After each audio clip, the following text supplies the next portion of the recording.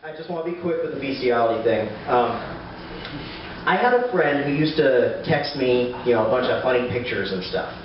And, sometimes they were funny, sometimes they were weird, just a bunch of weird stuff. So one day I'm in rehearsal and she sends me one, and I look at it and it says Oklahoma three-way, which already should have been a red flag, but I went looking anyways. So I looked at, and there's a picture, and there's a woman bent over, and a guy behind her, doing what you do behind her, and that's what I do behind her. I don't know about you guys, but anyway, and then in front of her, she is sucking off a horse. Yeah. Oh. And my first reaction to this was the right one, which was, oh. But right after that, I had a surprising reaction of, huh. And then immediately after that, I was filled with an odd amount of respect. And hold on, because who I found I respected the most, I respected the horse, because you got to, because he's getting a blowjob. And whatever series of events leads up to it, if by the end you're getting blown, you did something right.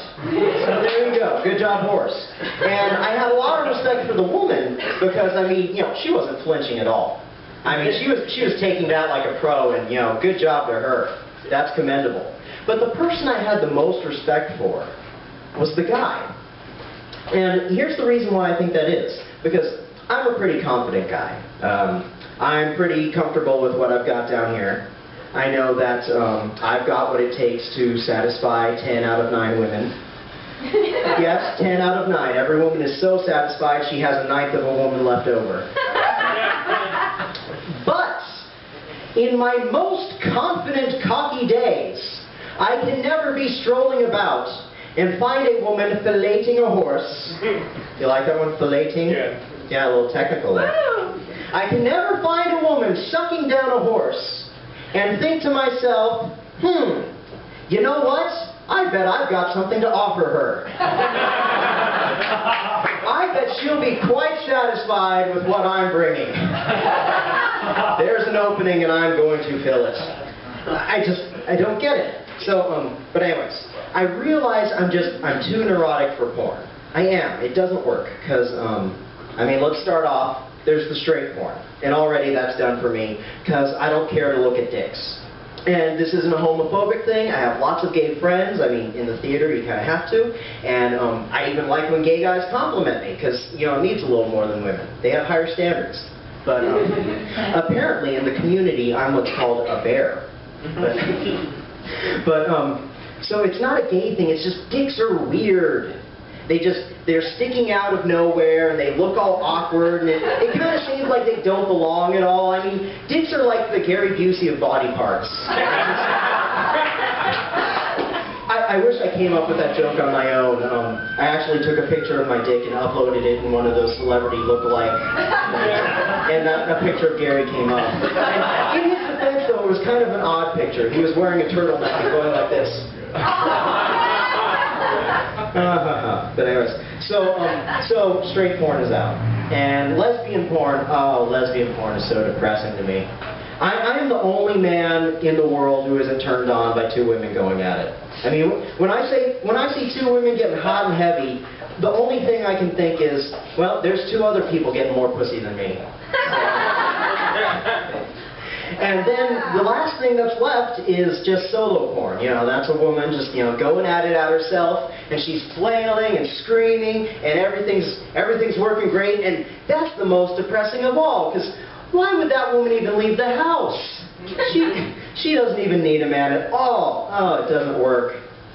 So I realized the only porn that would really work for me, it has to be a woman by herself, very beautiful, very elegant. She has to strip down naked and then start masturbating furiously and madly, but to no avail.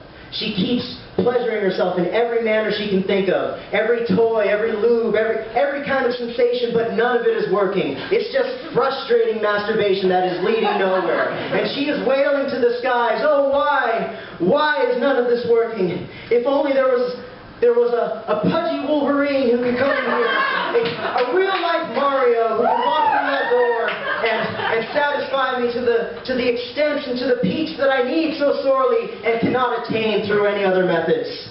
That's the only thing that would work for me. Anyway, I was talking about the shows I had been in, and my last, and it had a disturbing trend. The last character I played was a woman, and the character before that I played was a frog, and it started to worry me. Am I getting typecast in characters that don't have penises? But that's not always been the case. I was in a show a year ago where I did have a penis. It wasn't featured too much in the show, but it was there in my subtext. You could tell.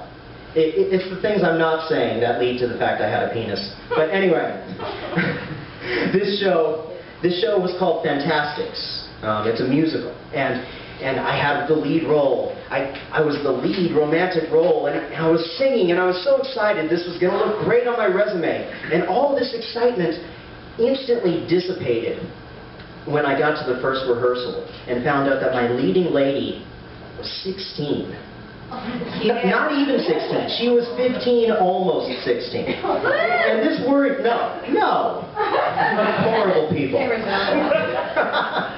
Yeah, speaking of, it worried me because I date older women generally.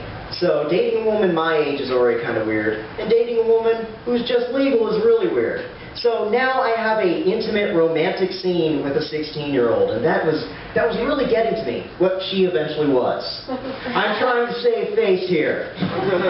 But anyways, yes, she was 15. But anyways, so this was getting to me, and my best friend, who I mentioned before, the bitch and a half, she was trying to console me, and she said, you know, if you were a creep, this would be a sweet deal for you. But no, I couldn't shake the uncomfort. I did the role and everything worked great, but I was always thinking about it in my mind, and I realized that we had a 30 performance run, and there are 2 kisses in each performance we do, plus 2 or 3 dress rehearsals. So simple arithmetic says that last year I kissed a 16-year-old for 64 to 66 times. And the depressing thing was, that was surmountably more than I kissed a 16-year-old when I was 16. So. Yeah. Okay, I'm going to leave you with one last little thing. I hope you appreciate, I did some jokes about Hayden Christensen earlier. I want you to understand that I am very selective about what celebrities I do jokes about. There's nothing I hate more than comedians who do jokes about other comedians, because it always seems catty and bitter and jealous. He's successful, so I'm going to make fun of him. It doesn't work for me, so I really hate it. So I only make fun of, non-comedic celebrities. So I make fun of Hayden Christensen, or I make fun of Oprah, or I make fun of Jimmy Fallon. Just celebrities who aren't famous for being funny. So. But no, that was kind of mean, but I've got proof that Jimmy Fallon is not funny. And about a year and a half ago, when The Tonight Show was still on NBC, before they moved it to TBS and called it Conan, whatever. So I'm watching it, and I don't usually watch all the way through. I'll usually watch till the second guess, and then I start looking for what I'm going to watch next on the schedule. But tonight they had a musical guest I really liked. I don't know, probably They Might Be Giants or something. Yeah. But anyways, not Constantinople. But anyways. But so I'm watching all the way through this time, and it's They Might Be Giants, and I'm enjoying it, and it's great. And then they close, and then Conan says goodnight, and I go, oh, that was a great show. And then Jimmy Fallon's show starts, and I start freaking out. I haven't picked what I'm going to watch next. Am I going to watch this while I search through all the channels for what I want? And I'm freaking out because now the music is playing. And now Jimmy's running on stage like a douche that he is. And I freak out. I'm like, I just can't chance it. So I hit the up channel button right away. And my reaction to this was genuine, so I want you to understand that. I read what was on the channel I was now on, and it said, cleanse your colon in 3 easy steps. And I went, thank God. Oh, thank God I get to watch people with clogged colons instead of Jimmy Fallon. But anyways, ladies and gentlemen, that is it for me. I'm Nathan Dunn.